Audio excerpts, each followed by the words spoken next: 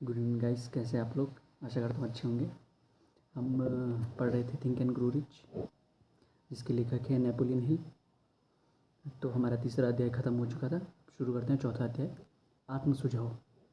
प्रभावित करने के माध्यम अवचेतन मन, धनवान होने की तरफ तीसरा कदम। तो चलिए शुरू करते हैं। आत्म सुझाव एक शब्द है जो सभी सुझावों और सभी स्वप्रशासित प्रेरणाओं पर लागू होता है। अब यहाँ पे लेखक कह रहे हैं आत्म सुझाव एक शब्द है, मतलब एक वर्ड है जो सभी सुझावों और सभी स्वप्रशासित प्रेरणाओं पर लागू होता है। मतलब सभी सुझाव, जो भी सुझाव आप खुद को देते हैं उस पे, और सभी स्वप्रशासित मतलब कि जिन पे आप प्रशासन करते हैं, जिन पे आपका शासन चलता है, जिस चीज़ पे भी, उन सभी प्रेरणाओं पर लागू होता है। उन सभी प्रेरणाओं पर लागू होता है जो 5 इंद्रियों के माध्यम से किसी के दिमाग तक पहुंचती हैं। जो हमारे 5 सेंसेस हैं उनके थ्रू किसी के माइंड तक पहुंचती हैं, उन पे सब पे ये लागू होती है। एक अन्य तरीके से कहा गया है स्वतः सुझाव आत्म सुझाव है। अब किसी और पैटर्न से कहा गया है कि स्वतः सुझाव आत्म सुझाव होता है। स्वतः सुझाव मतलब खुद के लिए ऑटोमेटिक सुझाव जो होता है वही आत्म सुझाव कहलाता है। यह संचार की एक एजेंसी है। अब इसको आप कह सकते हो संचार, मतलब कि जो संचार जैसे रेडियो फ्रीक्वेंसीज़ होती हैं जिनसे रेडियो का संचार होता है न्यूज़ का। जैसे आकाशवाणी होती है किसी एक सेंटर से और रेडियो एंटेना उसको खुद ब खुद कैच कर लेता है। तो इसी तरीके से हमारे अंदर भी वेव्स चलती हैं जिसके थ्रू मैसेज का संचार होता है। तो ये संचार की एक एजेंसी है। हमारा बॉडी या माइंड जो भी है एक संचार की एजेंसी है। मन के उस हिस्से के बीच जहाँ चेतना में सोच उत्पन्न होती है। मन के उस हिस्से के बीच, माइंड के उस हिस्से के बीच, मतलब उस माइंड के उस हिस्से के बीच जहाँ चेतना में, जो अवेयरनेस में क्या सोच उत्पन्न होती है, मतलब थिंकिंग का जनरेट होती है, जहाँ थिंकिंग जनरेट होती है वहाँ हम कह सकते हैं कि और जो अवचेतन मन के लिए कार्यवाही के आधार के रूप में कार्य करती है। और जो मतलब हमारा सबकॉन्शियस माइंड है उसके लिए अवचेतन के कार्यवाही के आधार पर अवचेतन मन के लिए कार्यवाही के आधार के रूप में कार्य करती है। अवचेतन मन के लिए कार्यवाही के रूप में वो कार्य करता है, मतलब अवचेतन मन जो भी कार्यवाही चलती है उसके रूप में वो कार्य करता है। प्रभुत्वशाली विचारों के माध्यम से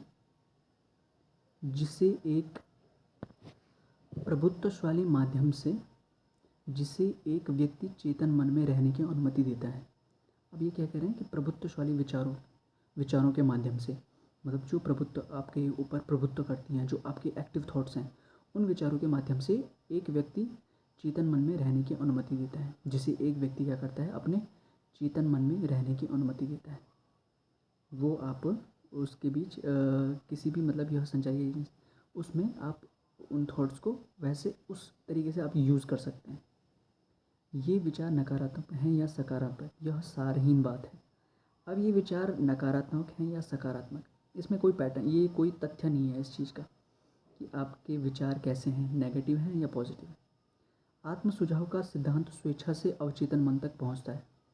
अब जो आत्म सुझाव का जो सिद्धांत है वो स्वेच्छा से पहुंचता है कहाँ, अवचेतन मन तक, और इन विचारों के साथ इसे प्रभावित करता है, और इन विचारों के साथ इसको ये इफ़ेक्टिव करता है, इसको ये आपका इम्पैक्ट देता है इस चीज़ को, इसको मन को, आपके सबकॉन्शियस माइंड को इसको इम्पैक्ट करता है। कोई भी सोच, चाहे वो नकारात्मक हो या सकारात्मक, स्वतः सुझाव के सिद्धांत की सहायता के बिना अवचेतन मन में प्रवेश नहीं कर सकती। अब यहाँ पे लेकर कह रहे हैं कोई भी सोच हो, चाहे वो नेगेटिव हो चाहे पॉजिटिव हो, वो स्वतः सुझाव के सिद्धांत की सहायता के बिना, मतलब जो ऑटो सजेशन है उस सिद्धांत की सहायता के बिना अवचेतन मन में, जो हमारा सबकॉन्शियस माइंड है उसमें प्रवेश नहीं कर सकती, उसमें एंट्री नहीं ले सकता कोई भी विचार। अंतरिक्ष से प्राप्त की गई सोच इसका अपवाद है। अब यहाँ पे क्या कह रहे हैं कि अंतरिक्ष से ली गई सोच, मतलब अंतरिक्ष मतलब स्पेस से ली गई सोच इसका अपवाद है। यहाँ पे एक अपवाद भी कहीं कहीं होते हैं, तो इसका अपवाद है जो मतलब जो स्पेस से ली गई हमारे थॉट्स हैं, स्पेस से ली गई विचार हैं, वो इसमें थोड़ा एक अपवाद के रूप में कार्य करते हैं। अलग ढंग से कहें तो सभी संवेदन छापें जो 5 इंद्रियों के माध्यम से ग्रहण की जाती हैं चिंतनशील चेतन मस्तिष्क द्वारा रोक ली जाती हैं। यहाँ पे लेखक कह रहे हैं कि अलग ढंग से कहें मतलब अगर डिफरेंट तरीके से कहना चाहें तो सभी संवेदन छापें मतलब मोहरें छापे कहते हैं आप मोहरों को मतलब स्टैम्प। जो सभी संवेदन छापे हैं, सभी संवेदन मतलब सेंसिटिव स्टैम्प हैं, वो क्या हैं जो 5 इंद्रियों के माध्यम से ग्रहण की जाती हैं। जो हमारे ये जो 5 सेंसेस हैं वो उनको कैप्चर करते हैं। चिंतनशील चेतन मस्तिष्क द्वारा रोक ली जाती हैं। अब जो चिंतनशील चेतन मस्तिष्क हमारा है, एक्टिव माइंड है या कॉन्शियस माइंड कह सकते हैं आप, तो जो एक्टिव माइंड है, जो कॉन्शियस माइंड है, वो क्या कर लेता है, इन स्टैम्प्स को, इन मोहरों को जो 5 सेंसों के द्वारा ग्रहण करती हैं इनको रोक लेता है और इच्छा अनुसार या तो अवचेतन मन को स्थानांतरित किया या अस्वीकार कर दिया जाता है। और क्या करा जाता है, इच्छा अनुसार मतलब आपकी विल की पावर के थ्रू क्या करा जाता है, या तो अवचेतन मन को स्थानांतरित किया जाता है या तो वो चीज़ क्या करती है आपको सबकॉन्शियस माइंड में उसको डाल देता है ये कॉन्शियस माइंड, और या तो क्या कर लेता है अस्वीकार कर देता है या तो रिजेक्ट कर लेता है। दो ही चीज़ें इसमें हो सकती हैं। चेतन संकाय इसीलिए अवचेतन मन के लिए एक बाहरी सुरक्षा गार्ड के रूप में कार्य करता है। चेतन संकाय मतलब जो चेतन संकाय, चेतन का जो बाहरी रूप है, चेतन संकाय मतलब होता है कि जो एक्टिवली थिंकिंग कर रहा है, जो वो क्या करता है, वो जो माइंड है जो एक्टिवली थिंकिंग कर रहा है, कॉन्शियस माइंड, इसीलिए अवचेतन मन में पहुंच के लिए एक बाहरी सुरक्षा गार्ड के रूप में, इसीलिए वो एक वो क्या करता है, बैरियर कॉज करता है वहाँ पे, क्योंकि सबसे पहले थॉट्स को उन्हीं उस बैरियर से गुजरना होता है, तब जाके वो या तो स्वीकार होती हैं और सबकॉन्शियस माइंड तक ट्रांसफ़र होती हैं या तो वो रिजेक्ट हो जाती हैं। इसलिए वो गार्ड के रूप में वहाँ पे काम करता है, एक गार्ड के रूप में। प्रकृति ने आदमी का निर्माण इस प्रकार से किया है कि वह अपनी 5 इंद्रियों के माध्यम से अपने अवचेतन मन तक पहुँचने वाली सामग्री पर पूर्ण नियंत्रण रखता है। अब क्या करते हैं यहाँ पे लेखक ने क्या कहा है कि नेचर ने आदमी को कुछ इस तरह से डिज़ाइन करा है, इस तरह से डिज़ाइन कराया है कि वह अपनी 5 इंद्रियों के माध्यम से अवचेतन मन तक पहुँचने वाली सामग्री पर पूर्ण नियंत्रण रखता है। जो उसका 5 इंद्रियों से जो भी थॉट्स वो कलेक्ट कर रहा है, जो भी चीज़ें वो कलेक्ट कर रहा है, से अपने अवचेतन मन तक पहुँचने वाली सामग्री और अपने अवचेतन मन तक क्या डालना है और क्या नहीं, इस पर उसका पूरा कंट्रोल रहता है। इस तरीके से प्रकृति ने हमारी बॉडी को, हमारे माइंड को, हमारे पूरे स्ट्रक्चर को इस तरह से डिज़ाइन करा है। हालांकि एक बयान के रूप में, टिप्पणी के रूप में इसका मतलब यह नहीं है कि आदमी हमेशा इस पर नियंत्रण का अभ्यास करता है। लेकिन क्या कहते हैं यहाँ पे, हालांकि एक बयान के रूप में या एक टिप्पणी के रूप में कह सकते हो आप, में इसका मतलब यह नहीं, या इसका मतलब ये नहीं होता कि आदमी हमेशा इस पर नियंत्रण का अभ्यास करता है, कि लगातार आदमी प्रैक्टिस करता है इस चीज़ को कंट्रोल करने का। ये कहीं पे टिप्पणी नहीं की गई है। अधिकांश उदाहरणों में वह इसका प्रयोग नहीं करता, और अधिकांशतः जो भी एग्जाम्पल दिए जाते हैं उनमें से इनमें कहीं भी इसका इस्तेमाल नहीं करता है इंसान, इस चीज़ का इस्तेमाल नहीं करता है, ये इस चीज़ का अभ्यास नहीं करता है। जो बताता है कि क्या कारण है कि इतने सारे लोग गरीबी में जीवन गुजारते हैं, जो बताता है कि क्या कारण है कि इतने सारे लोग, जो भी इतने सारे लोग हैं दुनिया में, वो सारे गरीबी में अपना जीवन गुजारते हैं। याद कीजिए, एक उपजाऊ बगीचे जैसी तुलना में अवचेतन मन के बारे में क्या कहा गया है। अब आपको यहाँ पे लेखक कह रहे हैं कि आप याद करिए ज़रा कि एक उपजाऊ बगीचे मतलब एक उपजाऊ बगीचा है, जैसी तुलना में अवचेतन मन के बारे में क्या कहा गया है। क्या कहा गया है, उसको एक खेत समझिए जो उपजाऊ ज़मीन है, वो वहाँ पे आप बीज बो रहे हैं, फसल काट रहे हैं, आपने बीज बोया, फिर उस पर खाद वगैरह डाली, उसको अच्छे से ग्रो करा, पानी डाला, सब कुछ डाला, और उसमें से खाद में से उसमें ज़मीन में से आपकी फसल ग्रो होगी। तो इस तरह से वो क्या कह रहे हैं कि आप अवचेतन मन को एक उपजाऊ ज़मीन की तरह समझो, और उसके बारे में क्या कहा गया है, क्या बोला गया है उसके बारे में, वो ज़रा याद कीजिए आप। जिसमें यदि अधिकांश वांछनीय फसलों के बीज वहाँ नहीं बोए जाते हैं तो खरपतवार बहुतायत में विकसित हो जाएंगे।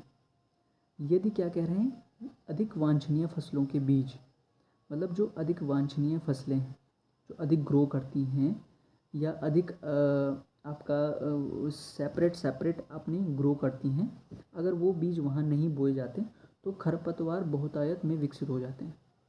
तो खरपतवार मतलब जो एक्स्ट्रा है घास है वो ज़्यादा अमाउंट में ग्रो हो जाती है फटाफट से। आत्म सुझाव नियंत्रण की एजेंसी है।